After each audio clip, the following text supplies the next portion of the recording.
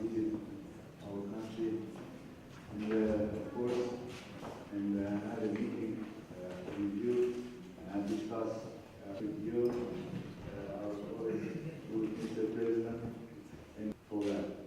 On the same time, we have a lot of this just a like bridge between two countries and direct members have their change. I'd like to emphasize that we always support each other and do not change our views on all the spheres of our territory, ministry of the economy. Bismillahirrahmanirrahim. Assalamu alaikum wa rahmatullah. Ladies and gentlemen, thank you very much.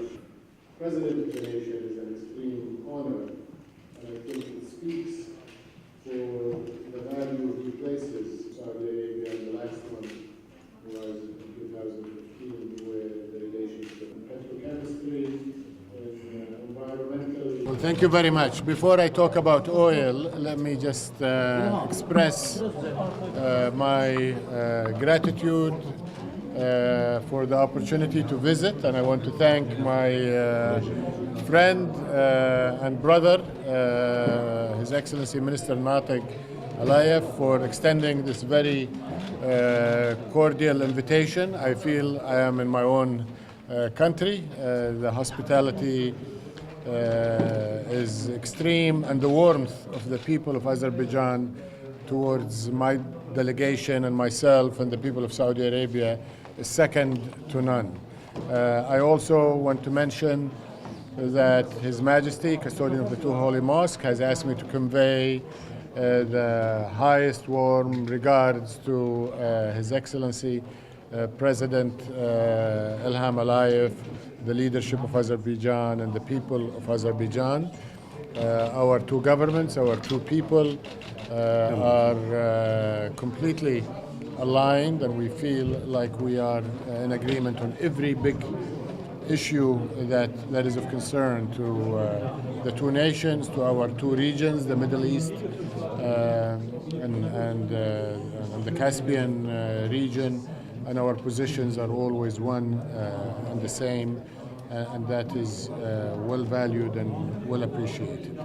In terms of the oil policy, both countries are also very responsible in their approach to the oil markets.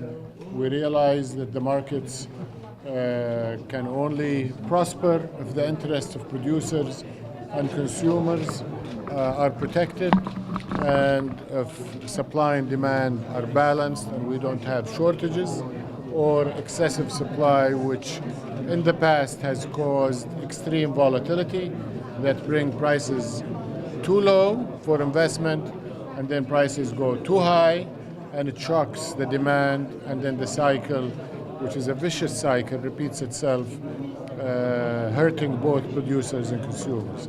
So last year we consulted with our friends and colleagues in Azerbaijan about the need to come together and have a moderate reduction in supply that will bring the market more into balance, and Azerbaijan committed to reduce 35,000 barrels from their production. They have not only met, they have exceeded. Saudi Arabia has also committed to bring its production to about 10.06 million barrels per day, and we have been below that level so far this year, and we intend to stay below that until the end of this agreement in June.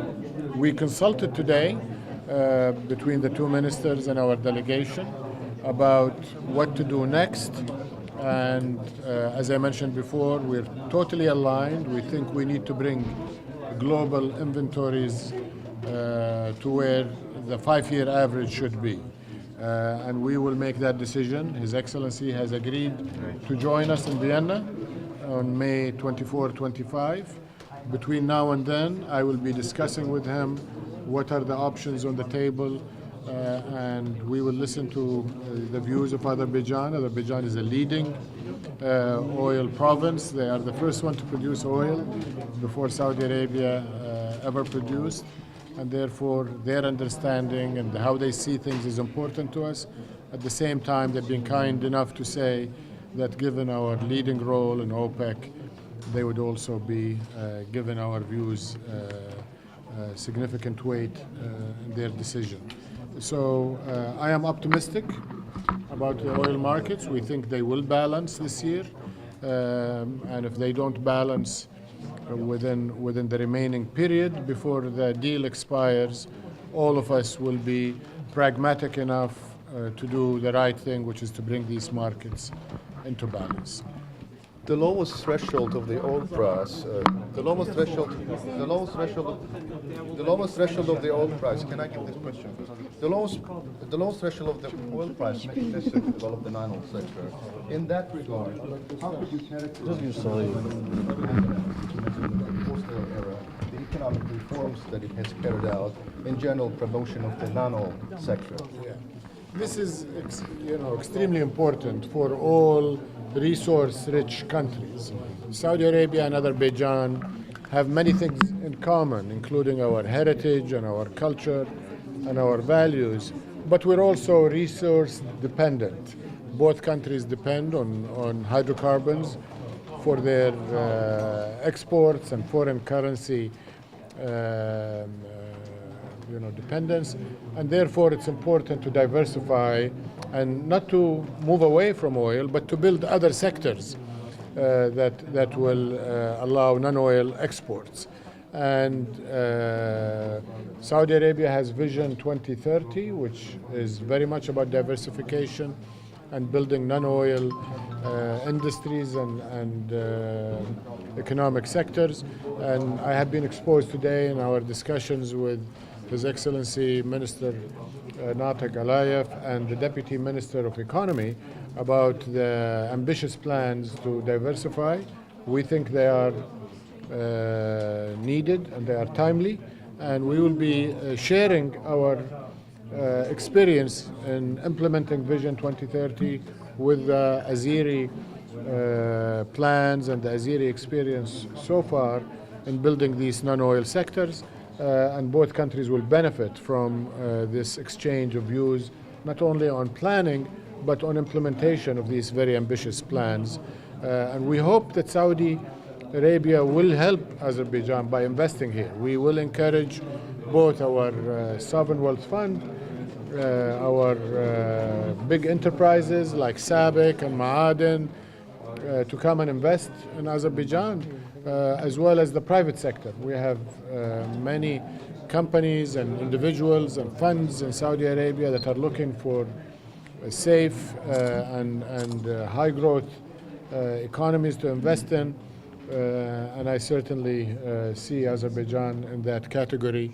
We will encourage them to come and be part of this industrial and economic diversification story that is taking place.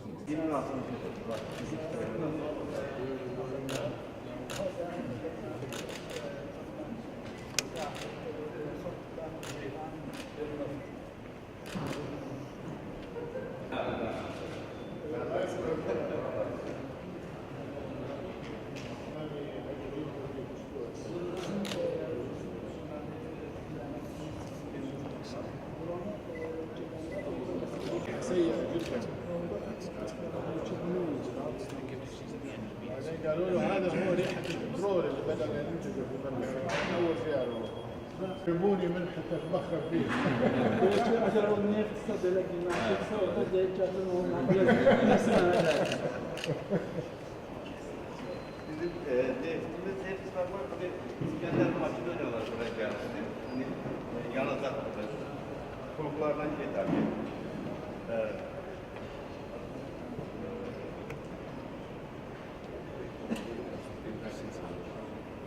The country of the land of fire.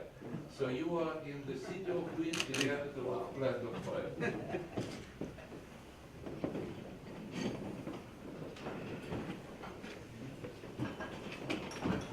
Bu yeni binada danışırdık. İndi eşit apardı dedik ki bütün problemlerle yakın işlemeye tövsiye ve tapşırıklarını verip. بعد لقائنا مع İndi YouTube bizi kabaklayıp bizle tanışıp bildik. Görmek lazım işi onun özünde taraf çevirebilir. يتوجه الأمور نحو أهدافنا. Bizim hele bir hadisenin 2007'de fethim alanda da resmen gerçekten o fethimi alabildik. كان Türkiye pazarında bizim imkanlarımız büyüktü ve sabit nereden bir şeyimizde. Competent corporate leaders that have been developed through the company, by the company, status report of where we stand, but we could also maybe explore other areas that Aramco has. Ve artık danışıklar The architecture of the center was Xalid. So she gave a special meaning to the center. At the outside, it's a like a wave. This wave is going up to the sky, then goes down to the ground.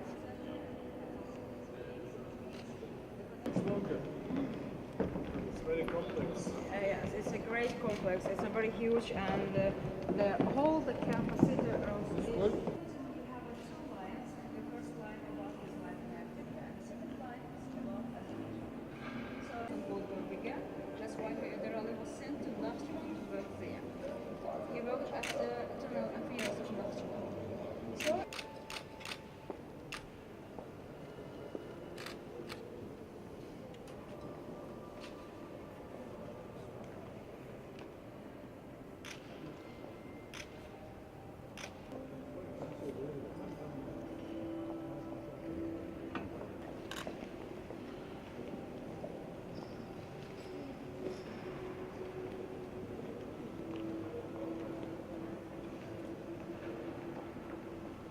and they call, for example, first naziri, use paper money. You see some on the papers money, you see ما تطلع من هنا لا من يتكلم. So here the our national garment. You can see red carpet. If you stand on the red carpet, you can hear the voice of the instruments.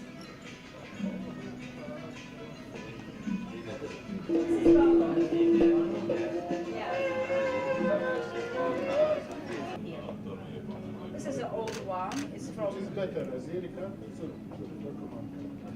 all, not Turkmen. This is only Azeri carpets here. This is your own style. Yes.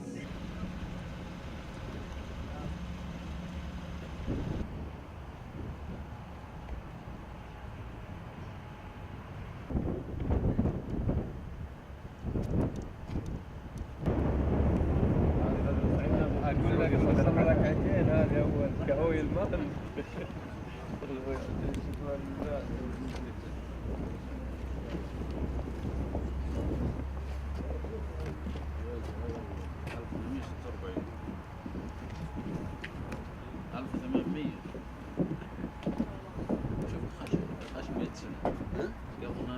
ما في أحد خبير يعلمنا. هذا ابراهيم وين ابراهيم؟ لا لا واحد أجل يقول عندنا كان في أذربيجان إلى يعني سلطات روسية أن يخصص مال حتى يحفر منها بير للحصول على النفط، فهو خصص 100,000 فضة يعني عملة فضية.